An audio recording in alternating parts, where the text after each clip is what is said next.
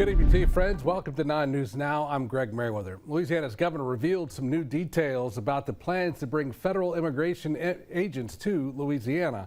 240 Border Patrol agents are expected to be sent to New Orleans at the 1st of December. But today we've learned that they could also operate throughout the region. That includes here in Baton Rouge. The Department of Homeland Security is expected to arrive on Friday to start staging equipment before Thanksgiving and will be back before the month's end to begin those raids, while many state leaders, like the governor, are praising the plans. Others have some concerns.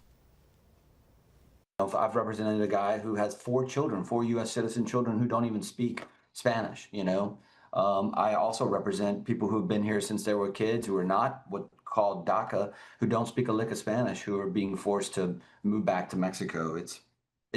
Every case like this to me is egregious. That attorney there says there has been a lack of transparency into the whole process. A man is facing a murder charge after a deadly shooting in Gonzales. The shooting happened at around 11 last night along West Tony Street. Gonzales police arrested this 24-year-old. His name is Darius Mosby. He is accused of shooting and killing 22-year-old Jonathan King. Deputies say they found Mosby armed in a brush fire or near a pile of brush along the road nearby. He is now in the Ascension Parish Jail on charges of murder, illegal possession of a stolen gun, and resisting an officer. Baton Rouge Community College students can now get a bachelor's degree from Loyola through a new transfer program. You could bring any associate, arts, science, or applied science degree to Loyola City College and all credits will transfer. BRCC leaders are hoping this provides an affordable pathway to earning a bachelor's degree. Graduating BRCC students can take part in the program starting spring of next year. Southern University's Human Jukebox is headed to Georgia to prove why they are the best band in the land. This week, ESPN announced Southern University's band as a Division I HBCU finalist for their Band of the Year competition. The Human Jukebox will compete against the returning national champion, Florida A&M. This happens on Friday. The competition starts at 7 that night at the Mercedes-Benz Stadium in Atlanta. Tickets are available on the band's website. The Band of the Year's website, I should say. You can also find that link on WAFB.com and our WAFB News app.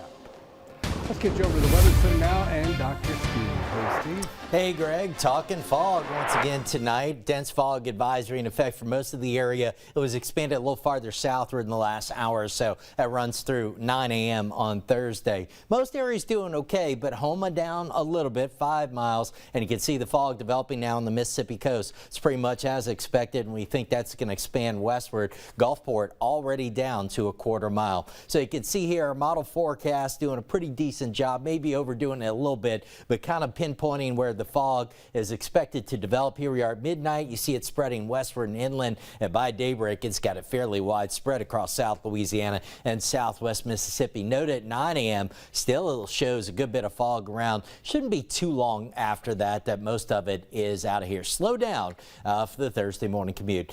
Already starting to see a little hint of some low clouds developing off in the distance. Our skyline view from on top of Our Lady of the Lake. It's mild outside, mid to upper 60s for most of us. Baton Rouge checking in at 69. We'll start out low 60s tomorrow morning, upper 70s by noon. Another day in the 80s. Keep it dry. A little more cloud cover expected tomorrow. Give you a first alert to rain chances climbing as we get into Friday. Here we are at midnight. Notice rain, according to the HRRR, already beginning to move ashore, and it delivers a good bit of the rain in the early morning hours of Friday. So that's 6 a.m. Kind of takes that wave eastward, and by lunchtime has it pretty dry. I wouldn't rule out still a few showers or storm into the afternoon, but right now kind of tilting towards more of the rain being in the early part of Friday. So into the weekend after that, still looking at above normal temperatures, just some small rain chances, and same story Monday. Another good rain chance by Tuesday. Looking ahead, might get some cooler air in here right around Thanksgiving. Greg. All right, Steve, thank you. Still ahead, East Baton Rouge Parish is looking at some big-time cuts across the board for the mayor's tax plan after it failed. Tonight, the Metro Council members began the process of trying to figure it all out, and now they may be facing a lawsuit. We'll have that coming up tonight at 10.